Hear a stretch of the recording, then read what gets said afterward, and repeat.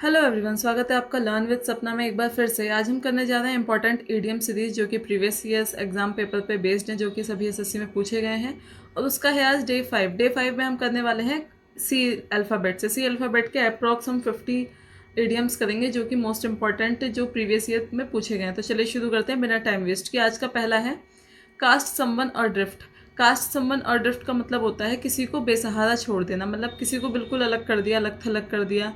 To leave someone without support, उसको कोई help नहीं दी, कोई सपोर्ट नहीं किया, उसको बिल्कुल अलग कर दिया। कास्ट समवन, कास्ट से ऐसे करते हैं, ऐसे लर्न कर लीजिए कि जैसे क्या होता है, जातिवाद चलता है जैसे पूरे दुनिया में चलता है, आपको पता ही होगा, ऑफिस में, स्कूल्स में, सब जगह चलता है कि ना भी चाहते हुए लोग करते हैं कि जो नीची कास्ट का है उसको अलग थलग कर दिया। ऐसे लर्न कर लीजिए, कास्ट समवन और ड्रिफ्ट। जो दूसरी कास्ट का था उसको अलग अलग कर दिया, उसको कोई सपोर्ट नहीं दिया, उसको हटा दिया। किसी को बेसहारा छोड़ देना, to leave someone without support. After his failure even his friends cast him और ड्रिफ्ट। जब वो फेल हो गया, उसके फेल होने के बाद यहाँ तक कि उसके दोस्तों ने भी उसका साथ छोड़ दिया, उसको ऐसे बेसहारा छोड़ दिया कि भाई तू फेल हो गया, तू किसी लायक नहीं है, ऐसे छोड़ दिया। होप सो आपको लर्न हो गया हो। सेकंड करते हैं बात कम अनग्लूड। कम अनग्लूड का मतलब होता है बहुत ज़्यादा परेशान या घबरा जाना, मतलब कम अनग्लूड। अब ऐसे याद कर लीजिए, अगर आपके हाथ में ग्लू लग जाए तो आप क्या हो जाएंगे, बहुत ज़्यादा परेशान हो जाएंगे ना। ग्लू, गोंद जो होता है, गम जिसको बोलते हैं, Fevicol, what ever you can say, कि ये सिर्फ लर्न कराने का तरीका है। मैं ऐसे ऐसे एग्जाम्पल ला, मतलब माइंड में आपके वर्ड ला रही हूँ जिससे कि आपको एकदम याद हो जाए, दिखाई दे जाए जब आपके एग्जाम में क्वेश्चन आए तो। बहुत ज़्यादा परेशान या घबरा जाना। अब कब परेशान हो, हमारे हाथ में ग्लू लग गया, एलपी लग गई, जो फेविक्विक आती है वो छूटने रही, तो हम किसी को बुलाएंगे कम कम कम अनग्लूड, कि मुझे अनग्लू कर दो, मेरे हाथ से ग्लू हटा दो। टू बिकम एक्सट्रीमली अपसेट, हम बहुत ज़्यादा अपसेट हो जाएंगे ना। He came unglued when he heard the bad news. जब उसने बुरी न्यूज़ सुनी, जो बुरी खबर थी वो सुनी, तो बहुत ज़्यादा परेशान हो गया, अपसेट हो गया, घबरा गया। थर्ड देखते हैं चाइल्ड्स प्ले। अब देखिए, चाइल्ड्स प्ले का मतलब होता है वेरी इजी टास्क, मतलब जो बच्चों वाले खेल होते हैं बहुत इजी लगते हैं ना हमको, भाई बच्चों वाले खेल है। चाइल्ड्स प्ले बहुत इजी टास्क है, बहुत आसान काम है। फॉर हर एग्जाम्पल देखिए, for her solving puzzles is child play. उसके लिए जो पजल्स होती हैं उनको सॉल्व करना बहुत ईजी टास्क है, बहुत बच्चों वाला खेल है उसके लिए। फोर्थ देख लेते हैं क्राइंग वॉल्फ। क्राइंग वॉल्फ का मतलब क्या होता है, रेजिंग अ फॉल्स अलार्म, मतलब कि झूठा खतरा बताना। क्राइंग वॉल्फ का मतलब, वॉल्फ किसको बोलते हैं बताइए, वुल्फ भेड़िए को बोलते हैं आई थिंक। हाँ, मैं थोड़ा कंफ्यूज हो गई, भेड़िए लोमड़ी, लोमड़ी को तो फॉक्स बोलते हैं, बट वुल्फ भेड़िए को बोलते हैं। तो झूठा दिखावा कर रहा है वो, झूठे में रोए पड़ा है, बस रोए ज़्यादा है। वुल्फ क्या कर रहा है, रोए ज़्यादा। अब झूठा जो तो सामने वाले आ रहे हैं वो देख के उसे डर रहे हैं, तो मतलब झूठा खतरा ही तो बता रहा है। झूठा खतरा बताना मतलब कि जो गलत है, जो सही नहीं है, झूठ बताना कि अरे यहाँ पे खतरा है, मत जाओ। If you keep crying wolf no one will believe you when you are really in danger. अब जैसे कुछ लोग होते हैं, ऐसे लोग होते हैं जो कोई भी बात होगी, अरे वहाँ देखो सांप है, सांप है। अब आप मान लो एक ही तरीके से रोज हर 10 दिन पे, 5 दिन पे से झूठ बोलते रहोगे कि अरे वहाँ मत जाना, वहाँ सांप है, लोग डर के चले जाएंगे। और जिस दिन असली में वहाँ पे सांप होगा और आप आके बोलेंगे तो आपको कोई बचाने नहीं आएगा। सब सोचेंगे अरे इसका तो हमेशा का काम है, ये तो हमेशा कीप क्राइंग वॉल्फ करता रहता है, झूठा बहाना दिखाता रहता है, झूठा खतरा दिखाता है, इसकी बात पे क्या सच मानना। तो लोग आपकी बातों पे विश्वास नहीं करेंगे। तो ऐसे ही, if you keep crying wolf no one will believe you when you are really in danger. जब आप खतरे में होंगे असलियत में, अगर आप इसी तरीके से झूठे खतरे का, झूठा गलत अफवाहें उड़ाएंगे, खतरा बताएंगे, तो आप पर कोई विश्वास नहीं करेगा जब आप असलियत में खतरे में होंगे। फिफ्थ है कम in handy. Come in handy का मतलब क्या होता है, अब हैंड में कोई चीज़ है तो वो आपके लिए क्या होगी, यूजफुल होगी ना, काम में आएगी ना। कम इन हैंडी, काम में आना, टू बी यूज्ड, जिसको यूज़ कर सके उसको बोलते हैं काम में आना, come in handy. This tool will come in handy while travelling. Travelling के दौरान ये जो टूल है वो हमारे काम आया, मतलब हमारा यूज़फुल है। हैंड में जो भी चीज़ आएंगी वो यूज़फुल होंगी। Very easy. Clear the air. Clear the air का मतलब होता है रिमूव डाउट्स और मिसअंडरस्टैंडिंग। जब हम क्लासेस में पढ़ रहे होते हैं, क्लास में, तो मैम से जब हमें कोई क्वेश्चन या मैम कुछ समझा रही हो, हमको समझ नहीं आता है, तो हम क्या कहते हैं, मैम ये टॉपिक दोबारा से आप बता सकती हैं, ये हमें समझ नहीं आया। तो हम इंग्लिश में क्या बोलेंगे, can you please ma'am, can you please clean the air from this topic. तो मतलब आप दोबारा से समझा दीजिए। A team meeting helped clear the air. Team की जो मीटिंग हुई उसने क्लियर किया सारे डाउट्स जो थे मीटिंग, मतलब सारे ऑफिसर्स के, जो भी मेंबर्स थे वहाँ पे मीटिंग में, उन लोगों के जो भी टॉपिक को लेकर जो भी बात चल रही थी उसमें जितने भी डाउट्स थे, मिसअंडरस्टैंडिंग थी, तो सब क्लीन कर दिया, एयर को बिल्कुल क्लियर कर दिया। हवा में जितनी भी दूसरी चीज़ें थी वो सबको उड़ा दी, अलग कर दी। ऐसे लर्न कर लीजिए, गलत फहमियाँ दूर करना। Seventh CatNap. कैटनैप का मतलब होता है बहुत शॉर्ट स्लीप। हम कहते हैं ना, जब पढ़ने के टाइम पे क्या होता है, हम कहते हैं, मतलब मेरा तो अधिकांश ये काम था जैसे मैं पढ़ती थी जब, रात में मैं अधिकांश जगती थी, मेरे से सुबह उठ के पढ़ाई नहीं होती, मैं कितना भी कोशिश कर लूँगी 4 बजे उठ के पढ़ लूँ, रात में नहीं होता। तो मैं रात को जैसे 2-3 बजे तक पढ़ती थी और सुबह 8-9 बजे और 9 बजे उठना, 10 बजे तक फिर पढ़ाई शुरू करनी। तो क्या होता था, मेरा 2 से 3 नैप का टाइम होता था। नैप मेरी हाफ मतलब लगभग 20 मिनट से 30 मिनट्स की होती थी, उसको ही बोलते हैं और शॉर्ट नैप। और वो ऐसी नैप होनी चाहिए जिसमें कि आप बिल्कुल फ्रेश फील करें। तो एकदम से झपकी जैसे ही आती थी तो मैं तुरंत सो जाती थी, जिससे कि मुझे रिफ्रेशमेंट मिल जाए तुरंत ही। 20-30 मिनट सोती थी अलार्म लगा के, उसे ही बोलते हैं कैट नैप और शॉर्ट नैप, झपकी लेना। I took a quick cat nap during lunch break. मैं लंच टाइम के समय एक छोटी सी क्विक कैट नैप ले ली, शॉर्ट स्लीप ले ली, जिससे कि मैं पूरे दिन एनर्जी से भरी रहूँ, रिफ्रेश फील करूँ। मैं थोड़ा सा स्पीड में इसलिए बोल रही हूँ जिससे कि आपको ज़्यादा टाइम ना लगे, बस आप एक बार सुने। और मैं इसलिए एक ऐसा वर्ड लेके आ रही हूँ जो आपको दोबारा इसको रिवाइज भी नहीं करना पड़ेगा, इजीली लर्न हो जाएगा।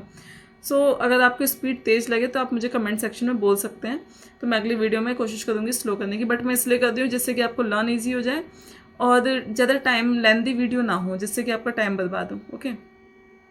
8th है catch time by the forelock. Catch time by the forelock का मतलब होता है समय का सही उपयोग करना। मतलब कैच टाइम, अब ऐसे याद कर लीजिए, टाइम को पकड़ना। अब टाइम को पकड़ने के लिए हमें क्या करना पड़ेगा भाई, सही प्रयोग करना पड़ेगा ना। सभी जो भी अपॉर्चुनिटीज़ हमारे पास आएंगी, जो भी सामने हमारे काम होगा, उसको सही टाइम से सही समय पे करना होगा ना, तभी तो हम आगे सफल हो पाएंगे। देखिए, he caught time by the forelock and started early preparation. उसने टाइम का सही प्रयोग करते हुए जैसे ही उसका 12th हुआ, उसने तुरंत ही अपनी प्रिपरेशन जल्दी स्टार्ट कर दी, जिससे कि उसे जल्दी जॉब मिल जाए। इस तरीके से याद कर सकते हैं। कॉट टाइम, हमने समय को पकड़ लिया। समय को पकड़ने का मतलब अपॉर्चुनिटी हाथ में ले ली, सही समय प्रयोग किया। जैसे इस टाइम अब एग्जाम का टाइम है, अगस्त में आप लोग का एग्जाम है, तो आप लोग एक भी टाइम वेस्ट नहीं कर दोगे, आप अपॉर्चुनिटी का फुल यूज़ कर दोगे, फुल प्रोडक्टिव बना दोगे अपने दिन को, खाली टाइम वेस्ट नहीं कर दोगे। कैच द टाइम हो गया ना, कैच टाइम बाय द फॉरलॉक, समय को पकड़ लिया, समय का सही उपयोग। ठीक है। क्वार्टर टर्टर, क्वार्टर टर्टर का मतलब होता है मुसीबत में पड़ जाना। अब ये वर्ड ही सुन के कैसा लग रहा है, टर्टर। अब टर्टर वर्ड ही सुन के हमें ऐसा लगा, देखिए क्या मुसीबत गले पड़ गई, कैसा वर्ड है ये। Quarter tartar means to get into unexpected trouble, जो सोचा भी ना हो ऐसी अनएक्सपेक्टेड मुसीबत में पड़ जाना। He thought the exam was easy but he quarter tartar, जब उसे लगा कि एग्जाम बहुत ईजी होगा, उसे लगा था, परंतु ही कॉट अ टर्टर, पर वो जब एग्ज़ाम देखा उसने तो वो मुसीबत में पड़ गया। वो टेंशन में आ गया कि अरे भाई, मैं तो सोचा था एग्ज़ाम इजी होगा, मैं तो पढ़ के भी ज़्यादा नहीं आया, तो उसे एग्ज़ाम टफ लगा। तो he caught a tartar, tartar word से लर्न कर लीजिए, टर्टर मुसीबत। Okay. Chip off the old block, chip off the old block का मतलब होता है बिल्कुल a person very similar to their parents. अब सिमिलर से अब मैं आपको एक चीज़ पहले पूछ लूँ, सिमिलर से मैंने आपको बहुत सुंदर वर्ड, वो आपका उससे प्रीपोजिशंस में क्वेश्चंस बनते हैं, डेफिनेटली बनता है। बताइए, सिमिलर से मैंने एक वर्ड कराया, बहुत अच्छा वर्ड है। Chip off the old block का मतलब होता है बिल्कुल जैसे बाप वैसा बेटा, जैसे पापा हैं हमारे वैसे हम हैं, ऐसे तरीके से कि बिल्कुल अपने पिता पर गया है, बोलते हैं ना, बिल्कुल अपने पिता पर गया है, और पिता बिल्कुल अपने हमारे दादा पर गए, इस तरीके से एक ऐसा व्यक्ति जो बिल्कुल अपने पेरेंट्स से मिलता जुलता हो। तो देखिए, chip off the old block, old मतलब पहले के लोग, ओल्ड ब्लॉक जो चल रहे हैं, ऐसे लर्न कर लीजिए। पहले के बिल्कुल अपने माँ बाप पे गया तो ओल्ड हो गया वो, चिप बिल्कुल पुरानी उसकी, ऐसे लर्न कर लीजिए, लर्न हो जाएगा बहुत easy. Chip off the old block मतलब पुरानी पीढ़ी का बिल्कुल उस पर गया हुआ है। सिमिलर, सिमिलर का लिख लीजिए वो वर्ड, रिजेंबल। रिजेंबल, रिजेंबल के साथ अभी बताइए प्रपोजिशन कौन सी आती है, बहुत पूछता है एग्जाम में। सिमिलर का रिजेंबल, रिजेंबलेंस, मैंने ये वर्ड कराया है सिनोनिम्स वाली क्लास में। रिजेंबल के साथ आपको विद लगा के दे देंगे, टू लगा के दे देंगे, और आप कन्फ्यूजन में विद लगा देंगे। डेफिनेटली ऐसा होता है, क्योंकि जब मैं प्रिपरेशन करती थी तो मैंने स्टार्टिंग में यही गलतियाँ करी थी। बट रिजेंबल के साथ कोई भी प्रपोजिशन नहीं आती, ये चीज़ नोट डाउन कर लीजिएगा, एक पेन कॉपी लेके बैठा करिए, उसमें लिख लिया करिए। ठीक है, लर्न हो गया होगा। कोल्ड फिश, 11th है कोल्ड फिश। कोल्ड फिश का मतलब है एन अनइमोशनल और अनफ्रेंडली पर्सन। एक कोल्ड फिश मतलब जिसके अंदर बिल्कुल भी इमोशंस ना हो, बिल्कुल ही भाव ही ना हो किसी सामने वाले के लिए, मतलब अपने इमोशंस ही नहीं दिखाता, चाहे दुख हो, चाहे सुख हो, चाहे उसे कुछ भी उसके ऊपर होता, वो अपने इमोशंस ही नहीं दिखाता है, अपने अंदर अंदर रखता है, कि जो किसी से मेल जोल नहीं बढ़ाता है। कोल्ड फिश बिल्कुल ठंडी फिश है, इसे कुछ मतलब ही नहीं पड़ता इसके ऊपर क्या हो रहा है क्या नहीं हो रहा है, इसको कोई इमोशंस ही नहीं है, ऐसे लर्न कर लीजिए। He is a cold fish who rarely shows emotions, बिल्कुल कोल्ड फिश है, बिल्कुल जमा हुआ है ये, इसके अंदर दिल पत्थर का है, इसका कोई इमोशंस ही नहीं है, कभी भी अपने इमोशंस को शो नहीं करता है। अब यहाँ पे एक वर्ड आया है रेयरली। ओके, अब बताइए, आप लोगों ने ग्रामर के रूल्स अगर पढ़ दे होंगे तो कुछ वर्ड आते हैं, रेयरली, बेयरली, हार्डली, शेल्डम, इन सब के साथ सेंटेंस में स्पॉटिंग एरर्स में आपसे पूछ लेगा, या फिर आपको सेंटेंस इम्प्रूवमेंट में दे देगा तो बताइए कैसे वर्ड होते हैं, कि इनके साथ क्या नॉट का प्रयोग होता है या नहीं होता है, कैसे वर्ड्स हैं, कमेंट सेक्शन में बताएंगे अगर जो यहाँ तक वीडियो देख रहे हैं तो। 12th वर्ड है काउंट ऑन। काउंट ऑन का मतलब होता है टू रिलाई ऑन समवन, किसी पर भरोसा करना। काउंट ऑन, जैसे कि मान लीजिए मैं हूँ, मुझे कोई मुसीबत आती है मेरे ऊपर, ठीक है, या फिर कोई भी प्रॉब्लम हो, तो मैं हमेशा अपने माइंड में एक फ्रेंड को रखती हूँ कि हाँ अगर मुझे, या मैं अपने फैमिली में अपने भाई पर भरोसा करती हूँ कि हाँ मुझे कोई भी दिक्कत होगी तो मैं अपने भाई से बोल सकती हूँ। या फिर ऐसे ही आप लोगों की लाइफ में कोई ना कोई होगा जिस पर आप भरोसा कर पाएंगे। जैसे कि मुझे कोई प्रॉब्लम होती है तो मैं अपने ब्रदर को कॉल करती हूँ। तो ऐसे ही आप लोग की लाइफ में, तो हम क्या बोलते हैं, इंग्लिश में बोल सकते हैं, I can always count on my brothers. I can always मतलब मैं हमेशा अपने ट्रू फ्रेंड, जैसे इसमें ट्रू फ्रेंड्स लिखा है, तो आप हमेशा अपने सच्चे दोस्तों पर भरोसा कर सकते हो। कभी भी कोई प्रॉब्लम होगी तो आप उनको काउंट कर सकते हो। तो बहुत ईजी लर्न करना, काउंट ऑन, मुझे काउंट कर लो, जब भी कोई प्रॉब्लम हो तो आप मुझे बताओ। इस तरीके से टू रिलाई ऑन समवन, किसी पर रिलाई करना, भरोसा करना। थर्ड है कैरीड, एक second, carried off his feet. Carried of, एक मिनट, हाँ, थर्ड है carried off his feet. Carried off his feet का मतलब क्या होता है, भावनाओं में बह जाना। अब बताइए, एक व्यक्ति था जिसके अंदर कोई भावनाएं ही नहीं थी, क्या था सुन उसका, वो बताइए, ईडियम क्या था, बिल्कुल भाव में ना होना, बताइए। अभी हमने लर्न किया है बिल्कुल भाई, कोल्ड फिश। 13 है carried off his feet, to be overwhelmed by emotions. जो भावनाओं में बह जाना, वो हमेशा मतलब जब उसकी किसी ने तारीफ कर दी या कुछ, जब उसको सक्सेस मिली तो सब लोग उसकी तारीफ कर रहे थे, वो बिल्कुल ही भावनाओं में बह गई। इस तरीके से टू बी ओवरवेल्म्ड, बिल्कुल इमोशंस में बह गई, आंसू निकल गए उसके, रोने लगी। कैरीड ऑफ हिज फीट, ऐसे लर्न कर लीजिए। पूरे पैरों तक, फीट लगा लिखा है, फीट, पैरों तक उसके आंसू बह रहे थे। कैरीड ऑफ हिज फीट, पूरे पैरों तक उसके आंसू बह रहे थे। ऐसे लर्न कर लीजिए, आपको याद हो जाएगा। मैं इतनी बार रिपीट कर देती हूँ कि आपको वैसे ही लर्न हो गया होगा। भावनाओं में बह जाना, he was carried off his feet by the praise. जब उसकी प्रशंसा की गई, सराहना की गई, तो वो बिल्कुल ही ओवरवेल्म्ड हो गई, उसकी भावनाएं बह गई। 14th है चिकन आउट। चिकन आउट का मतलब क्या होता है, बताइए जरा। To back out due to fear, कि मतलब डर के कारण पीछे हट जाना। चिकन आउट, वैसे अरे आउट हो गया वो, बिल्कुल जब उसे डर लगा ना तो आउट हो गया। ऐसे लर्न कर लिए, चिकन आउट, चिकन आउट हो गया वो, मतलब कि जब उस व्यक्ति को डर लगा तो पीछे हट गया, एकदम से आउट हो गया, एकदम डर से पीछे हट गया, आउट हो गया। To back out due to fear, डर की वजह से। He plan to sky dive but chicken out at the last moment. उसने प्लान किया था कि वो स्काई डाइविंग करेगा, परंतु डर की वजह से वो एकदम ही पीछे हट गया। उसने मना कर दिया कि मैं नहीं कर पाऊंगा भाई, मुझे बहुत डर लगता है। हो जाएगा लर्न, वेरी इजी। 15 था cut from the same cloth. Cut from the same cloth, अब देखिए वेरी से, अब अभी बताइए, सिमिलर का एक और आया था, cut from the same cloth, very similar in behaviour और करेक्टर। जैसे कि हम कहीं भी, हम जैसे रिलेटिव्स के यहाँ जाएं या कहीं भी जाते हैं, तो जब हम बोलते हैं या बातचीत करते हैं या हमारा व्यवहार, तो सामने वाले क्या कहता है हमारे रिलेटिव्स, कि बिल्कुल अपनी मम्मी जैसी है ये, बिल्कुल अपने पापा जैसा है ये, कि बिल्कुल उनकी तरह ही इसका व्यवहार है, जैसा वो है, जैसे वो हैं वैसे ही है, इस तरीके से। सेम क्लॉथ का कटा हुआ पीस, अब बताइए जब सेम क्लॉथ है, एक जैसा कपड़ा है, तो बिल्कुल सिमिलर ही होंगे ना, डेफिनेटली। ऐसे रन कर लीजिए आप, सेम क्लॉथ है, आपने सूट बनवाया, कोई लड़कियां समझ जाएंगी, लड़के भी समझ जाएंगे, इसमें क्या है, कोई सूट कटवाया, सेम कपड़ा है, कि तो मतलब एक ही सेम क्लॉथ है, तो बिल्कुल आप क्या कहेंगे, अरे ये तो इसी का कपड़ा है, सेम है ना, वेरी सिमिलर। अब सिमिलर का क्या वर्ड बताया था, बताइए जरा कमेंट सेक्शन, अब तो बता ही देंगे, मैंने प्रिपोजिशन का भी उससे बता दिया। बहुत सिमिलर है बिहेवियर में, एक जैसे स्वभाव के होना। एग्जाम्पल देखिए, both brothers are cut from the same cloth. जो दोनों भाई हैं वो बिल्कुल एक जैसे स्वभाव के हैं, दोनों भाई हैं बिल्कुल एक जैसे स्वभाव के हैं। ओके। 16th है crack someone up. Crack someone up का मतलब क्या होता है, to make someone laugh a lot, कि मतलब किसी को खूब हंसाना। क्रैक क्रैप बोलते हैं ना, crack some joke, please crack some joke, कि चलो कुछ जोक मार दो ना, बड़ा शांति सा माहौल है, सन्नाटा पड़ा हुआ है, चलो क्रैक सम जोक। तो क्रैक समवन अप मतलब कि किसी को हंसाना, क्रैक करना, जोक क्रैक करना, जिससे कि वो हंस पड़ा। His joke always crack me up, जो उसके जोक्स हैं वो हमेशा मुझे हंसाते हैं, बहुत अच्छे लगते हैं, मैं हंस जाती हूँ एकदम से उसके जोक सुन के, बस ईजी। 17th है carry the ball. Carry the ball का मतलब क्या होता है, to take responsibility for something. Carry the ball का मतलब होता है जिम्मेदारी निभाना। अब भाई आपने बॉल उठाई है, अब सोचिए जरा, बॉल उठा देखिए तो सारी जिम्मेदारी किस पर है, बॉल की। अब बॉल आप संभाल के आप ही रखेंगे, आप ही उसकी टेक केयर करेंगे, सब कुछ आपको ही करना है, कुछ हो गया तो आपको नहीं ला के देनी पड़ेगी। तो क्या मतलब है इसका, to take responsibility for something, किसी भी चीज़ की रिस्पॉन्सिबिलिटी उठाना, जिम्मेदारी उठाना, उसी को बोलते हैं कैरी द बॉल। मैं इसलिए एक एक एग्जाम्पल रिलेट कर देती हूँ जिससे कि आपको ईजी हो जाए, कि आपको दोबारा रिवीजन करने की जरूरत ना पड़े एक बार इसको देखने के बाद। Carry the ball, to take responsibility for something, जिम्मेदारी निभाना। Okay. She carried off the ball when the manager was away. उसने अब पूरे ऑफिस की जिम्मेदारी उठाई जब उसके मैनेजर वहाँ पर नहीं थे, मैनेजर कहीं गए हुए थे, तो उसने पूरे ऑफिस की जिम्मेदारी उठा ली। ओके। 18th है clear as mud. Clear as mud मतलब भाई देखिए मिट्टी जैसा क्लियर। अब मिट्टी जैसा क्लियर सोच के देखिए, इमेजिन करिए, आंख बंद करके माइंड में मिट्टी की तस्वीर लेके आइए, एक फोटो बनाइए, खूब मिट्टी हुई पड़ी और बिल्कुल लिखा हुआ है क्लियर एज मड। अब भाई क्लियर एज मड का मतलब क्या होता है कि मतलब बिल्कुल क्लियर ही नहीं, भाई मिट्टी पड़ी है तो हमें कहाँ से दिखाई देते जाएगा। अब बताइए क्लियर से एक और इडियम जो मैंने पीछे कराया है वो बताइए कौन सा है, कमेंट सेक्शन में लिखिए, जिसका मतलब था अंडरस्टैंड, वो रिमूव करना, डाउट्स को हटाना, अंडरस्टैंड बनाना, मिसअंडरस्टैंडिंग क्लियर करना। बताइए वो क्या था। क्लियर एज मड का मतलब होता है बिल्कुल अनक्लियर है, कंफ्यूजिंग है, बहुत उलझा हुआ है, अस्पष्ट है। ओके, बिल्कुल भी क्लियर नहीं है। हिज एक्सप्लेनेशन, जो उसने एक्सप्लेनेशन दिया वो बिल्कुल क्लियर, कैसा क्लियर था, बिल्कुल मिट्टी की तरह क्लियर था, मतलब कि बहुत उलझा हुआ था, स्पष्ट था। 19th है carried the day. Carried the day का मतलब होता है टू विन और सक्सीड, कि जीतना, मीनिंग का कैरीड द डे का मतलब होता है जीतना।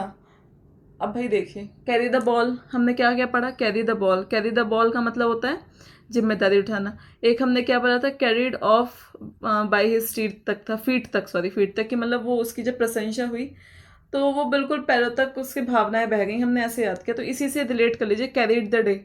अब आपने पूरा दिन अपना बना लिया है, मतलब अब भाई आपका दिन है, पूरा दिन आपका है, इसका मतलब कि आप जीत चुके हैं, आपका जीतना है, मतलब आप सफलता पा चुके हैं कि इतनी, ठीक है, ऐसे याद करिए कैरीड द डे, दिन आपका पूरा, पूरे का मतलब दिन, आप जीत चुके हैं, सक्सीड हो चुके हैं, सफलता प्राप्त हुई है आज के दिन, तो आप पूरा दिन आपका, जब हमें आज के, मान लीजिए आज मेरा रिजल्ट आ जाए, किसी भी एग्जाम का आप लोग का रिजल्ट आ जाए, तो वो दिन ऐसा लगता है कि ये हमारी ज़िंदगी का सबसे खूबसूरत दिन है। डेफिनेटली लगेगा, इतनी मेहनत करी, इतनी परिश्रम करी, उसके बाद हमको सक्सेस मिली है, सफलता मिली है, तो डेफिनेटली वो दिन हमें हम अपना लगेगा। तो ऐसे लर्न दो इडियम इससे मैं लर्न करा रही हूँ। एक कैरीड द डे के साथ आप वो लर्न कर लीजिए, carried of with his by his feet, कि मतलब दिन उसका हुआ तो उसने पूरा बहना शुरू कर दिया, जब उसके लोग प्रशंसा करने शुरू कर दिए वो इमोशंस में बह गई, फीट तक, बिल्कुल पैरों तक।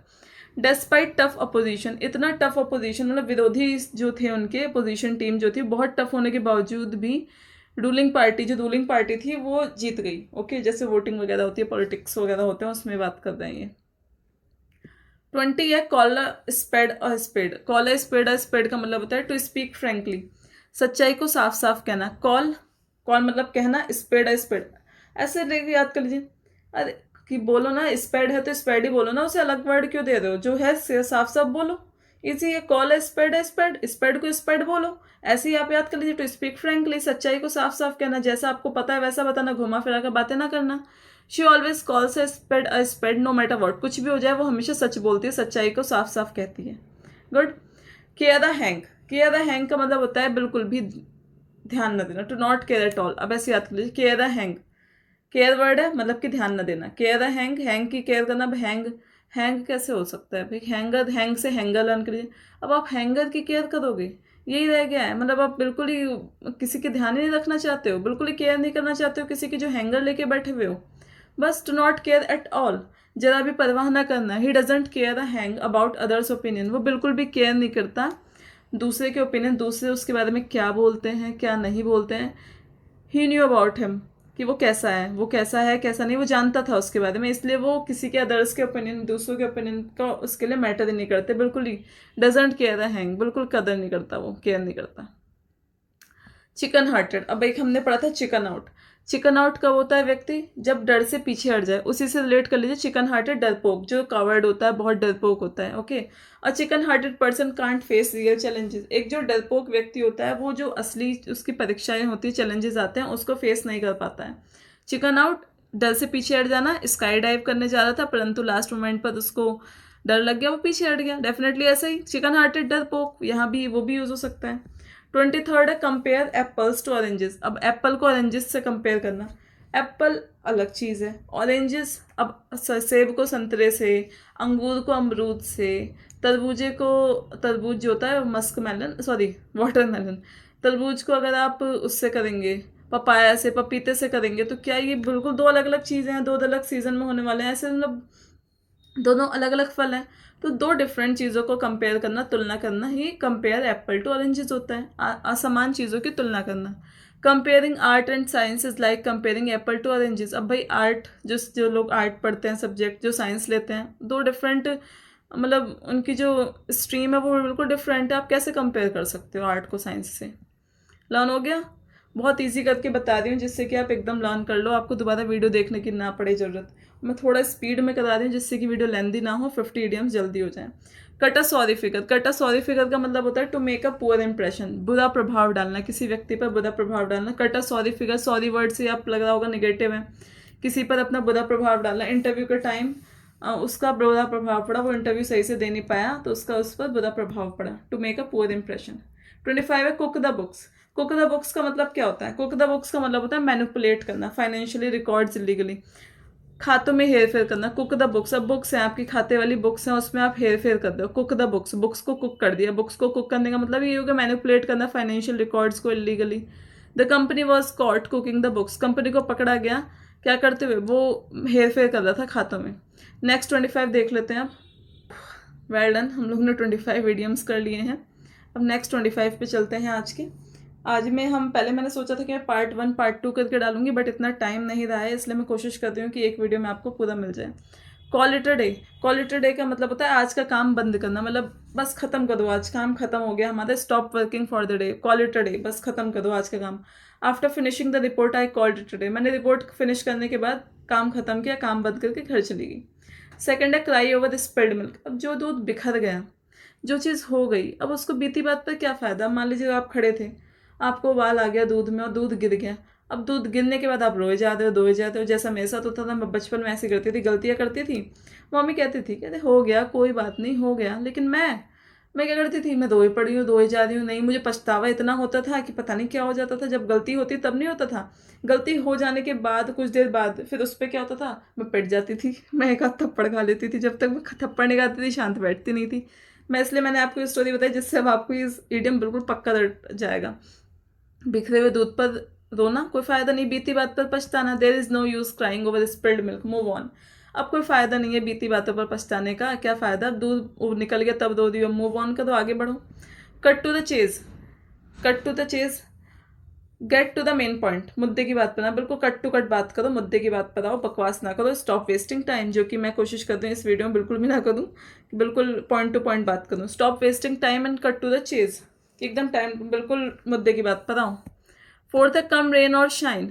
कम रेन और shine, no matter what happens, कुछ भी हो जाए हर हाल में हमें रोज अच्छा भोजन करना चाहिए, अच्छी वॉक लेनी चाहिए, चाहे कितनी बारिश हो। हमें हमेशा टहलना चाहिए, चाहे कितनी बारिश हो, कुछ हो, हमें कोशिश करनी चाहिए कि डेली एक balance healthy diet, healthy workout, सब कुछ बना के रखना चाहिए। कम रेन, इसलिए मैंने बोला है ऐसा जिससे कि आपको याद हो जाए। रेन और शाइन, चाहे कितनी बारिश आए आपको हमेशा शाइन करना है, बारिश में भी आपको शाइन करना है, बस याद हो जाएगा। नो मैटर वॉट हैपन्स, कुछ भी हो जाए हर हाल में हमको जो काम मैंने जो सोचा है मुझको वो करना ही करना है, चाहे बारिश हो जाए, तूफान आ जाए, बादल गरज जाए। मैंने आज सोचा मुझे इतना टारगेट कंप्लीट करके सोना, लाइट हो नहीं हो मैं करके सोऊंगी। मैं इसलिए ऐसा बोल रही हूँ जिससे आपको याद हो जाए।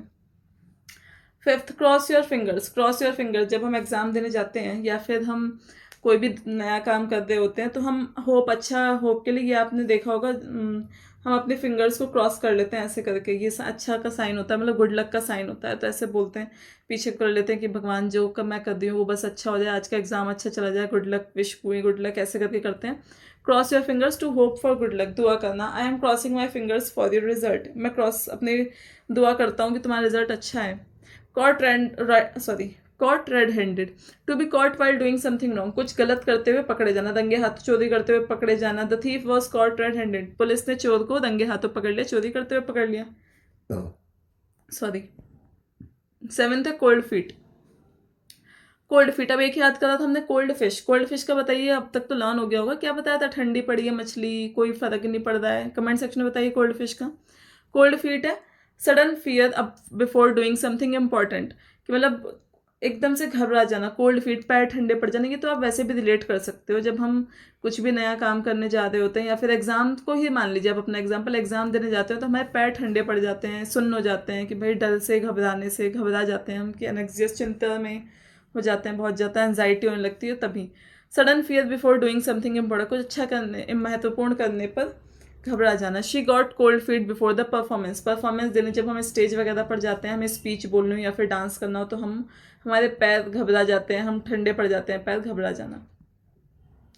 Cost N arm and a leg, अब भाई आपका हाथ और आपके पैर के बराबर कीमत जा रही हो, दैट मीन्स कि बहुत एक्सपेंसिव होगा, तभी तो बोल रहे हैं cost N arm and a leg. पूरे एक हमारा एक पैर हमारे लिए कितना कीमती है, जिसकी कोई कीमत ही नहीं है भाई, बिना पैर के हम कैसे रह लेंगे। तो टू बी वेरी एक्सपेंसिव, बहुत महंगा होना। दिस फोन, ये जो फ़ोन है इसने मुझे बिल्कुल इतना कॉस्ट किया कि मेरे पैर और हाथ के बराबर, दैट मीन्स कि बहुत ज़्यादा महंगा, एक्सपेंसिव है। कट को अब मुझे थोड़ा सा एक वर्ड का मीनिंग बताइए, मुझे भी यहाँ पे बहुत महंगे से आया। मैंने एक वर्ड करा था स्पेंड थ्रिफ्ट, सिनोनिम्स की क्लास में, स्पेंड थ्रिफ्ट, उससे कई बार पीवाईक्यू में आए हुए हैं, प्रीवियस ईयर पेपर में आए हुए हैं। स्पेंड थ्रिफ्ट का सिनोनिम एंड एंटोनिम दोनों बताए हैं मैंने, मुझे वो कमेंट सेक्शन में लिख के बताइए।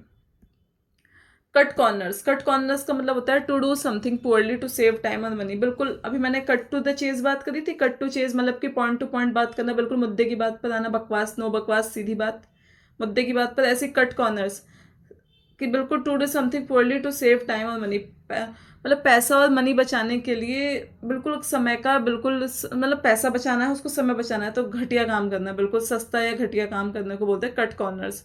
Don't cut corners on this project, इस प्रोजेक्ट पर बिल्कुल कॉर्नर मत कट करो, मतलब कि घटिया काम मत करो, सस्ता काम मत करो। Come to light to become known, भाई आप लाइट में आ जाएंगे तो डेफिनेटली उजागर हो जाएंगे, कि आप जाने जाएंगे कि आप कौन है कौन नहीं है। लाइट नहीं होगी तो कैसे पता लगेगा, तो ऐसे ही लर्न कर लीजिए। The truth came to light after investigation, जब इन्वेस्टिगेशन हुई तो जो सच था वो सामने आ गया। Change your tune, change your tune का मतलब होता है अपनी राय बदल लेना, अपना एटीट्यूड बदल लेना, अपना ओपिनियन जो है, मेरा ओपिनियन जो सामने वाले के लिए, वो चेंज कर लेना, अपना ट्यून बदल लेना। He change his tune after hearing the fact, जब उसे सच्चाई का पता लगा, फैक्ट्स का पता लगा, तो उसने अपनी ट्यून बदल ली, अपनी राय बदल ली। क्लेम अप, क्लेम अप का मतलब होता है टू बिकम साइलेंट सडनली, चुप हो जाना एकदम से। क्लेम अप, क्लेम अप ऐसे लर्न कर लीजिए। क्लेम अप को ऐसे कर सकते हैं, लर्न कर लीजिए, उसको वैसे भी कुछ माइंड में आ नहीं रहा इसका मेरा, कि बिल्कुल चुप हो जाना। He clammed up when asked about the incident, जब उससे इंसिडेंट के बारे में पूछा गया तो वो चुप्पी साध ली, उसने बिल्कुल चुप्पी साध ली, चुप हो गया वो। क्राई वुल्फ, ये 2 बार आ गया है, इसको थोड़ा सा कोई बात नहीं। आप cry wolf, to raise a false alarm device, के लिए झूठा शोर मचाना, खतरा फैलाना। इफ़ यू, जैसे मैंने बताया था कि आप बिना बात के, बिना उसके, जब बार बार आप किसी से कहेंगे कि यहाँ पे खतरा है, खतरा वहाँ पे कुछ नहीं है, जब असली में आप जिस दिन कहेंगे ना, उस दिन आपका बात का कोई विश्वास नहीं करेगा, तो वही है crying wolf. If you cry wolf too often no one will believe you, अगर इस तरीके से आप बार बार झूठा शोर मचाएंगे तो आपको कोई भरोसा नहीं करेगा। कम क्लीन, कम क्लीन का मतलब होता है to confess the truth, confess कर देना, अपना सच कबूल कर लेना। सच कबूलने से एक और बता दीजिए क्या आया था। कुक द बुक्स, ये भी रिवाइज एक्स्ट्रा मतलब रिपीट हो गया। कुक द बुक्स का मतलब होता है मैनिपुलेट करना, फाइनेंशियली रिकॉर्ड्स को हिसाब में हेर फेर करना। Cut and dried, cut and dried का मतलब होता है ऑलरेडी डिसाइडेड, जो क्लियर है, डेफिनेट है, बिल्कुल कट एंड ड्राइड है, कटा हुआ है, सूखा है, बिल्कुल प्रॉपर वे में है, बिल्कुल डिसाइडेड है। The plan is cut and dried, बिल्कुल डिसाइडेड है, क्लियर एंड डेफिनेट है। Call the shots, call the shots का मतलब होता है to be in control, control में होना, बिल्कुल। कॉल द शॉट्स का मतलब होता है नियंत्रण में होना। शी इज़ द बॉस, वो बॉस है, she calls the shots here, मतलब कि बिल्कुल कंट्रोल में होना, नियंत्रण में होना। क्लीन स्लेट्स, क्लीन स्लेट्स का मतलब होता है एक फ्रेश स्टार्ट करना, बिल्कुल स्लेट। अब स्लेट जो होती है आपने बचपन में देखी होगी, जिसपे हम चौक से लिखते थे, तो पहले क्लीन करो स्लेट को, तभी तो आप नई शुरुआत करोगे, नए वर्ड्स लिखोगे, तो क्लीन स्लेट्स, नई शुरुआत करना। He move to a new city for the clean slate, कि वो नए, बिल्कुल एक नई शुरुआत करने के लिए नए शहर में गए। क्लोज कॉल, क्लोज कॉल का मतलब होता है बिल्कुल बाल बाल बचना। क्लोज कॉल एक और होता है नैरो स्केप, नैरो स्केप है तो ये नैरो स्केप, हाँ। एक और इडियम होता है नैरो स्केप से, बिल्कुल अभी मुझे लर्न नहीं आता, मैं नेक्स्ट वीडियो में बताऊंगी, मुझे माइंड में नहीं आता, अभी थोड़ी देर पहले आया था। क्लोज शेव भी होता है, हाँ, क्लोज कॉल है नहीं है, क्लोज शेव भी होता है, क्लोज शेव SHAV, उसका मतलब भी होता है नैरो स्केप, बाल बाल बचना। That speeding truck was a close call, जो तेज से ट्रक आ रही थी, बिल्कुल उससे बाल बाल बचे हैं हम, ओके। 20th है, 20th नहीं है, ये आपका होगा 45, 45 है ये, 40, हाँ 45। Cut the mustard to meet expectations, अपेक्षा पर खड़ा उतरना, बिल्कुल कट द मस्टर्ड, मतलब कि कट से हमने बहुत सारे आज किए हैं, जिसको लर्न हो जाए वो कमेंट सेक्शन में एक बार बताएंगे कौन कौन से किए हैं। टू मीट एक्सपेक्टेशंस, अपेक्षा पर खड़ा उतरना, बिल्कुल जो हमारी अपेक्षाएं हैं उस पर खड़े उतरना। He didn't cut the mustard during the interview, वो इंटरव्यू के टाइम पर बिल्कुल भी अपेक्षाओं पर खड़ा नहीं उतरा। Chalk and cheese, chalk and cheese का मतलब होता है, अब भाई चौक, सोचिए, इमेजिन करिए, ये रखा है चीज़ आपके पास सामने, और साइड में रखा है चौक। There are two different things, that means completely different. जो हमने क्या किया था, कंपेयर एप्पल एंड ऑरेंजेस, वही उससे रन कर लीजिए, डिलीट कर लीजिए, एकदम अलग। The twins are like chalk and cheese, जो ट्विन्स है जुड़वा हैं, ये दोनों ही चॉक एंड चीज है, एकदम अलग है एक दूसरे से। Cast in stone, cast in stone का मतलब क्या होता है, बिल्कुल। अब कास्ट से हमने एक वर्ड किया था, एक ईडियम किया था, जिसमें कहा था अलग अलग कर देना, बिल्कुल उसको सपोर्ट ना करना, बिल्कुल अलग कर देना, शायद पहला ही किया था हमने। कास्ट इन स्टोन का मतलब होता है पक्की बात, बिल्कुल स्टोन पत्थर की लकीर है, ऐसे रन कर दीजिए। कास्ट इन स्टोन का मतलब पत्थर की लकीर, पत्थर की लकीर हो गई, मतलब कि बिल्कुल पक्की बात है, ये चेंज नहीं होगा, जो रूल है वही रहेगा, हम इस पर बात करेंगे पर ये चेंज नहीं होगा। 23 है कम फुल सर्कल। कम फुल सर्कल का मतलब होता है पूरे मुद्दे की बात पर, तो हम उसमें आए थे कट टू चेज पे। कम फुल सर्कल का मतलब होता है जो ओरिजिनल पॉइंट पर आ जाना, पूरा चक्कर घूमे हम, एक चक्कर है सर्कल पूरा हमने घूम के क्या हुआ। अब भाई एक सर्कल के चारों ओर घूमते रहोगे तो बार बार आप जिस पॉइंट से शुरू किया था उसी पॉइंट पर आ जाओगे, वहीं पर वापस आ जाना, return to the original point. Okay. His career came full circle when he rejoined the company. उसका करियर जो था वो दोबारा से वहीं पर वापस आ गया था जब उसने नई कंपनी को रिजॉइन किया। Chew the fat, chew the fat का मतलब होता है टू चैट कैजुअली, गप्पे मारना। च्यू द फैट का मतलब होता है गप्पे मारना, च्यू द फैट या गप्पे मारना। We chewed the fat over the cup of tea, हम एक चाय के ऊपर गप्पे मार रहे थे, गप्पे मतलब चाय पी रहे थे और गप्पे मार रहे थे। And the last of the day catch 22, catch 22 का मतलब होता है दुविधा की स्थिति। कैच 22, अब आप 22 से याद कर लीजिए। कैच 22 कुछ समझ नहीं आ रहा क्या है। एक हमने क्या लिखा था, कैच द टाइम करके कुछ किया था, कमेंट सेक्शन में बताएगा क्या है। आज का लास्ट है ये, अ डिलेमा और नो विन सिचुएशन। एक ऐसे डिलेमा से, अरे डिलेमा तो बहुत अच्छा वर्ड है, डिलेमा बताइए क्या है। इसके मैंने सिनोनिम्स कराए हैं आपको 2-3, वो बताइए क्या क्या है। डिलेमा में मतलब होना, कन्फ्यूजन में होना, क्या करें क्या नहीं करें, दुविधा की स्थिति में होना, ना जीत हो रही है ना हार हो रही है, हम बीच में मझधार में, हम कैसे जीते या कुछ इस तरीके से। It is a catch 22, you need experience to get a job and a job to get experience. ये एक ऐसी स्थिति है जहाँ पर आपको एक्सपीरियंस चाहिए जॉब करने के लिए, और एक जॉब चाहिए एक्सपीरियंस लेने के लिए, दोनों ही ऐसी सिचुएशन है जो कैच 22 है। ओके। आज हमने किए हैं 50 इडियम्स ऑफ सी वर्ड्स, और ये सभी इडियम्स जो हैं हमारे प्रीवियस ईयर में पूछे हुए हैं, लास्ट ईयर्स में कई सारे ईयर्स में आए हुए हैं। और मैं कोशिश करूंगी कि इनके बाद लास्ट में, अभी तो मैं फिलहाल CDEFGH ऐसे करके आपका चलता रहेगा सीरीज, जब लास्ट हो जाएगा Z तक तो उसके बाद मैं 2-3 वीडियो ऐसी लेके आऊँगी जिसमें आपके लेटेस्ट पूछे गए होंगे, मतलब लेटेस्ट जो न्यूली एडिट किए गए हैं इडियम्स इस साल 24 में, जो बहुत अलग अलग से आए हैं उनको भी ऐड कर दूंगी। ये आपके थे प्रीवियस ईयर, जिसमें आप रिवीजन आपके लिए बहुत ईजी हो जाएगा। इसके लिए आपको स्पीड कम लगे तो आप 1.5 या 1.25 जिस पे आपको अच्छा लगे उस पर करके देख सकते हैं, कोई प्रॉब्लम नहीं है। जिससे आपका टाइम सेव वो कर सकते हैं। PDF के लिए आप टेलीग्राम चैनल ज्वाइन कर सकते हैं, जिसका लिंक डिस्क्रिप्शन में आपको मिल जाएगा। बाकी कोई भी क्वेरी हो, कुछ भी हो, आप कमेंट सेक्शन में जरूर बता दीजिएगा, जिससे कि मैं उस पर वर्क कर पाऊँ और आपको बता सकूँ कि हाँ मैं ये चीज़ करने जा रही हूँ या नहीं। ठीक है, मिलते हैं कल नई वीडियो के साथ, तब तक के लिए don't forget to like share and subscribe the channel. इसी प्रकार से आपको वीडियोस मिलती रहेंगी। Thank you.